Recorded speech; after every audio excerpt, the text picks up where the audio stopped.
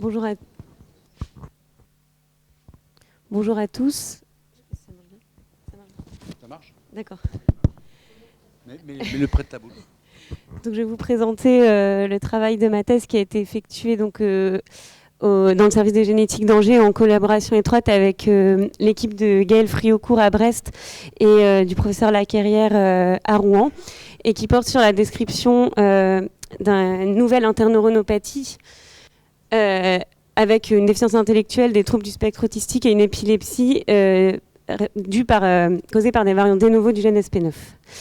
Alors, tout d'abord, une petite introduction sur les interneurones. Donc, le cerveau est composé de deux classes de neurones principales, donc les neurones pyramidoglutammatergiques, qui vont plutôt être activateurs, et les interneurones GABAergiques, qui vont être des interneurones inhibiteurs. Donc, les interneurones, ils naissent dans le sous-pallidum embryonnaire au niveau de structures qu'on appelle les éminences ganglionnaires médianes, latérales et caudales, et ensuite, ils vont avoir une migration dite tangentielle de longue distance, par laquelle ils vont passer par plusieurs structures, dont l'aire préoptique, l'amygdale, le striatum, pour finir leur migration au niveau du cortex. Et donc, les interneuronopathies, c'est un trouble du neurodéveloppement qui est caractérisé par une altération de la migration et de la différenciation de ces interneurones GABAergiques, qui a été introduit en 2005 par l'équipe de Cato et qui avait été décrite la première fois chez des individus avec une lysenséphalie liée à l'X et des anomalies génitales qui portaient des variants pathogènes dans le gène ARX. Alors donc là, notre gène SP9, c'est un facteur de transcription de la famille des Crüppel-like facteurs et protéines spécifiques, donc la famille KLFSP, qui est une famille de facteurs de transcription qui va être caractérisée par un domaine de liaison à l'ADN qui est ultra conservé parmi tous les facteurs de transcription de cette famille et qui est un domaine de type triple doigt de zinc C2H2. Donc là, vous avez la représentation d'un de ces doigts de zinc, donc avec les deux cystéines et les deux histidines qui vont pouvoir stabiliser le zinc. Et donc cette famille de facteurs de transcription a un rôle clé dans de nombreux processus biologiques et leur dérégulation est déjà connue en pathologie humaine, notamment dans les cancers. Alors, comment avait commencé notre histoire ? Donc, tout avait débuté avec un fœtus qui était suivi au CHU d'Angers, et pour lequel l'échographie avait mis en évidence une ventriculomégalie, une anomalie de signal des noyaux codés, une réduction des noyaux de la base. Donc il y avait eu une interruption de grossesse devant ces anomalies, et on avait envoyé la neuropathe donc au professeur Lacarrière à Rouen, qui avait montré cette réduction des noyaux de la base et une déplétion majeure des interneurones corticaux avec une diminution de l'expression d'ARX en immunohistochimie. Donc par la suite, on a réalisé un séquençage d'exomes en trio et on a retrouvé un variant hétérozygote de novo dans un gène, ce gène SP9. Et donc notre variant, c'était un variant qui était situé sur l'acide aminé 378, qui est une glutamine et qui était un faux sens, qui changeait cette glutamine par une alanine. Donc on a soumis ce gène sur GeneMatcher et grâce à cette soumission, on a pu retrouver 4 autres patients. Donc en Allemagne, aux Pays-Bas et à Paris. Et donc, on avait 2 patients qui présentaient d'un frame shift en position 406 et 403 et qui concernaient des enfants avec une déficience intellectuelle. L'un avait une épilepsie et l'autre des troubles du spectre autistique, donc des enfants vivants. Et les 2 autres patients qu'on avait, c'était des patients qui présentaient un faux sens sur exactement le même acide aminé que nous, donc la glutamine 378, qui était cette fois changée par une glycine. Donc les 2 patients avaient le même variant. Et le phénotype était beaucoup plus sévère, puisque c'était des enfants qui présentaient une encéphalopathie épileptique précoce. Donc alors voici une représentation là de notre protéine SP9 avec ici en bleu les 3 domaines doigts de zinc, donc le C2H2 type 1, 2 et 3. Donc ici, vous avez nos variants faux sens donc sur la glutamine 378. Et donc là, vous avez représenté ces 3 domaines doigts de zinc parmi les protéines de la famille SP et de la famille SPKLF. Et en fait, ces résidus sont extrêmement conservés. Et notamment cette glutamine 378, c'est une glutamine qui est conservée parmi tous les facteur de transcription de cette famille-là et qui est un acide aminé très important pour la liaison à l'ADN, donc pour les fonctions de DNA binding. Nos 2 variants frame shift, ils étaient situés dans le 3e domaine doigt de zinc Et ils concernaient tous les deux, pareil, un résidu extrêmement conservé. Donc le premier, une arginine en 403 et l'autre, une histidine en 406, et qui étaient aussi des acides aminés prédits comme ayant une forte interaction de liaison à l'ADN du facteur de transcription. Alors donc on a voulu aller plus loin pour essayer de caractériser par des analyses in silico le rôle de ce gène SP9. Donc ça, c'est une analyse bioinformatique qui a été réalisée avec une base de données qui est la base de données Brain Atlas de Allen et qui a séquencé, qui a fait du RNA-seq dans de nombreuses structures cérébrales fétales. Et donc ici, vous avez en visualisation une heatmap où on voit en abscisse le temps développemental du cerveau. Donc la ligne noire représente la naissance. À gauche, donc, on a la période prénatale et à droite, la période postnatale. Et en ordonnée, vous avez toutes les structures cérébrales qui étaient disponibles dans cette base de données.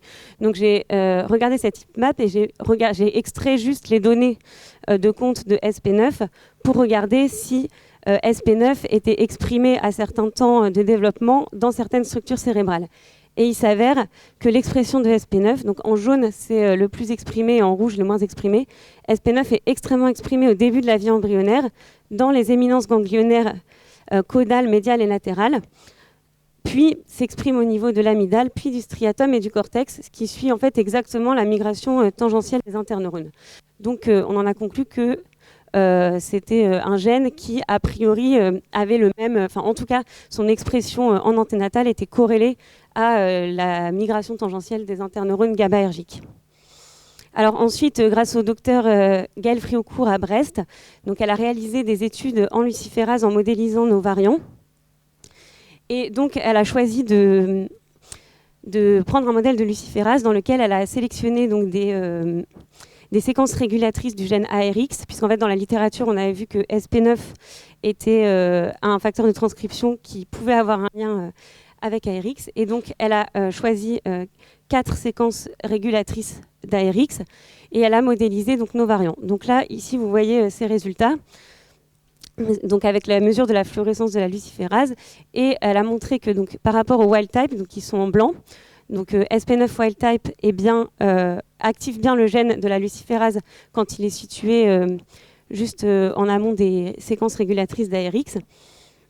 Et on voit que le variant Frameshift, donc qui est ici le dernier, à chaque fois avait une diminution significative par rapport au variant wild type dans tous les tests de luciférase qu'elle a effectués, ce qui était en faveur d'une perte de fonction due à ces variants tronquants comme on s'y attendait. Et ensuite, de manière assez surprenante, les variants faux sens, on n'avait pas vraiment les résultats au départ qu'on attendait, puisque à l'inverse, les variants faux sens n'avaient pas forcément de diminution significative de l'expression de la luciférase par rapport au wild type. Par contre, sur une des séquences régulatrices d'ARX sur laquelle SP9 se liait moins, les variants faux sens avaient une augmentation significative de la fluorescence de la luciférase à ce niveau-là, et sur les séquences sur des séquences tests pas du tout reliées à ARX. Donc on en a conclu qu'en fait, ces variants faux sens, ils avaient ce qu'on appelle un effet néomorphe, c'est-à-dire qu'ils activaient des séquences non spécifiques de SP9, qui ne sont pas les mêmes séquences que ce qu'active SP9 wild type. Donc on a pu décrire une nouvelle forme d'interneuronopathie responsable d'une encéphalopathie épileptique précoce et de troubles du neurodéveloppement causés par ces variants de novo hétérozygotes d'SP9, donc, qui est un gène qui code pour un facteur de transcription de la famille des protéines KLFSP, qui est exprimé principalement pendant la vie embryonnaire et dont le schéma d'expression mime la migration tangentielle des interneurones GABAergiques.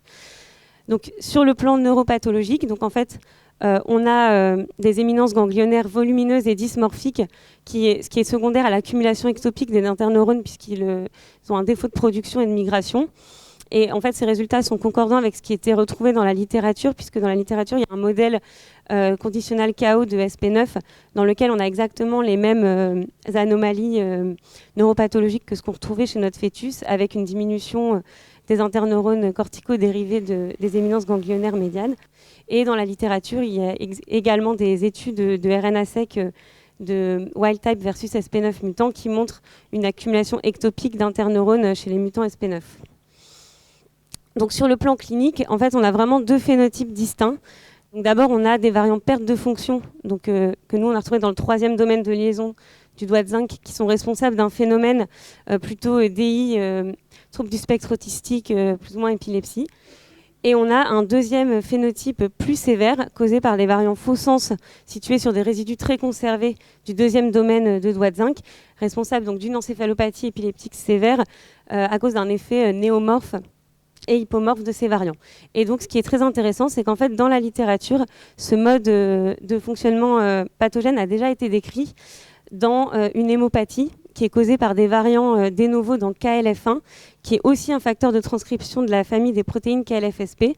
Et donc, en fait, dans ce papier de l'équipe d'Isley de 2019, ils ont donc étudié cette hémopathie causée par ces variants-là.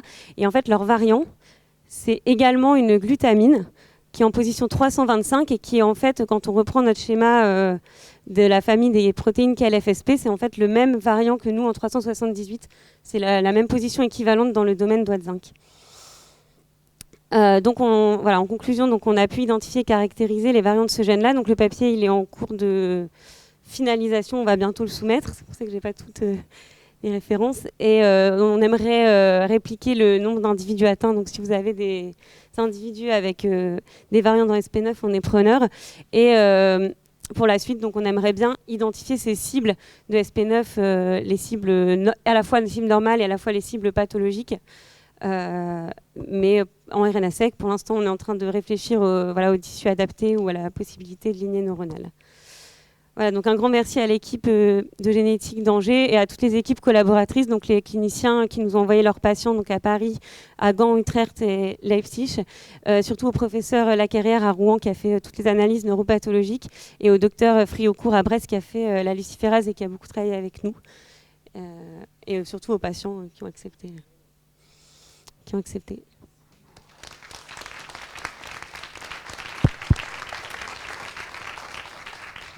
Merci. Donc après les variants hypomorphes, on a les variants néomorphes. J'ai peut-être eu un instant d'inattention, mais chez les patients, là, est-ce que les anomalies anatomiques et les volumineux machins ganglionnaires, là, est-ce que ça se traduit par des signes bien visibles à l'IRM? Est-ce que tu as parlé de l'IRM de tes patients? Pas seulement chez le fœtus, mais chez les patients vivants. Le problème, c'est des patients de l'étranger pour lesquels on n'a pas les données complètes. Estelle, elle est en train de me dire qu'elle a plus d'infos sur le plan clinique. Enfin, il y avait des anomalies. Il n'y a que des anomalies en prénatal et ça colle en fait avec la neuropathe et la migration et les anomalies en fait de ces interneurones. Par contre, les IRM en postnatal sont normales.